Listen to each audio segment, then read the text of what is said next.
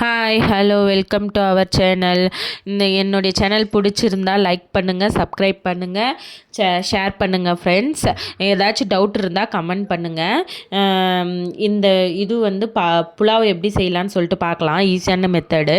இங்கே பெங்களூரில் ஒரு ஆண்டி, நெய்பர் கன்னடா ஆண்டி, அவங்க சொல்லி கொடுத்த மெத்தட் தான் இது.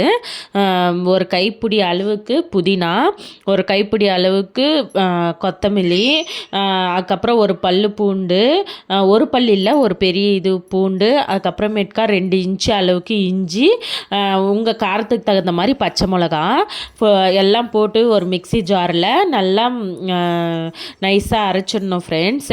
பூண்டு வந்து தோலோடு போட்டோன்னா நல்லா கொஞ்சம் டேஸ்ட்டாக இருக்கும்னு அவங்க ஆண்டி சொன்னாங்க. நானும் அதே மாதிரி தான் போட்டுப்பேன்.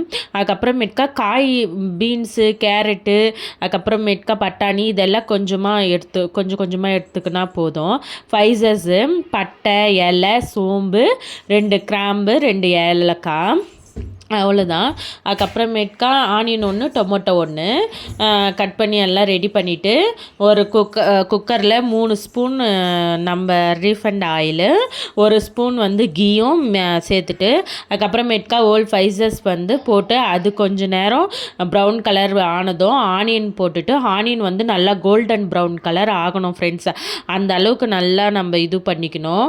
ஆனியன் ஆனதுக்கப்புறமேட்கா டொமேட்டோ போட்டு, டொமேட்டோவும் நல்லா நல்லா நைஸாக மெசிஞ்சிடணும்.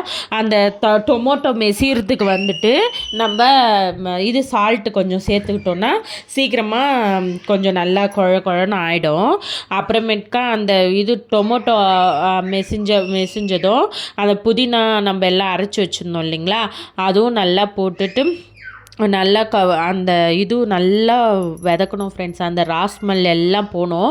ராஸ்மல் எல்லாம் போயிட்டு இப்போ நம்ம ஒயிட்டாக கொஞ்சம் நல்லா புதினா க்ரீனிஷாக போட்டது இப்போ பார்த்திங்களா நல்லா கொஞ்சம் கலர் இதுவாக சேஞ்ச் ஆகிருக்கு. அந்தமாரி ஆனதும் அதுக்கப்புறமேட்கா நம்ம என்னென்ன வெஜிடபிள் போடணுமோ அந்த வெஜிடபிள்ஸ் எல்லாம் போட்டுட்டு நல்லா அதுவும் நல்லா கொஞ்சம் அந்த இதுவில் மிக்ஸ் ஆகிற அளவுக்கு நம்ம ஃப்ரை பண்ணிக்கணும்.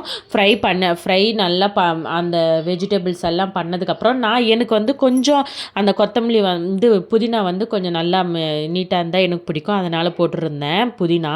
அதுக்கப்புறமேட்கா நம்ம எந்த கிளாஸில் தண்ணி வச்சோமோ அதே கிளாஸில் தண்ணி வந்து 2 கிளாஸ் தண்ணி, 1 கிளாஸ் ரைஸ்க்கு 2 கிளாஸ் தண்ணி. நான் 1 கிளாஸ் ரைஸ் ஊற வச்சுருந்தேன், 2 கிளாஸ் தண்ணி வச்சுட்டேன். அதுக்கப்புறமேட்கா தண்ணி நல்லா இந்த மாதிரி சலசலன்னு கொதிக்கும்போது அப்போது ரைஸ் ஆட் பண்ணணும் ஃப்ரெண்ட்ஸ். ரைஸ் ஆட் பண்ணிவிட்டு ஒவ்வொருத்தர் ரைஸ் ஆட் பண்ணதும் அப்படியே க்ளோஸ் பண்ணிவிடுவாங்க. அந்த மாதிரி க்ளோஸ் பண்ணக்கூடாது. ரைஸ் ஆட் பண்ணதும் ஒரு கொதி மறுபடியும் ரிட்டன் வந்ததுக்கு அப்புறமேட்கா ஆட் பண்ணிங்கன்னா நல்லா கொஞ்சம் அந்த காய் தனியாக ரைஸ் தனியாக அந்த மாதிரி வரும் ஃப்ரெண்ட்ஸ். அந்த மாதிரி இது கொச்சதும் குக்கர் போட்டு 2 விசில் விட்டுட்டு ஓப்பன் பண்ணோன்னா பாருங்கள் நல்லா உதிரியாக வந்துச்சா, இந்த மாதிரி வந்திருக்கும் ஃப்ரெண்ட்ஸ். அவ்வளோதான், சிம்பிள் மெத்தடில் ஈஸியாக செஞ்சிடலாம் ஃப்ரெண்ட்ஸ். புலாவ் ஒன் டைம் நீங்களும் ட்ரை பண்ணுங்கள். பிடிச்சிருந்தா சப்ஸ்கிரைப் பண்ணுங்கள் ஃப்ரெண்ட்ஸ். இன்னொரு வீடியோவில் பார்க்கலாம். பாய்.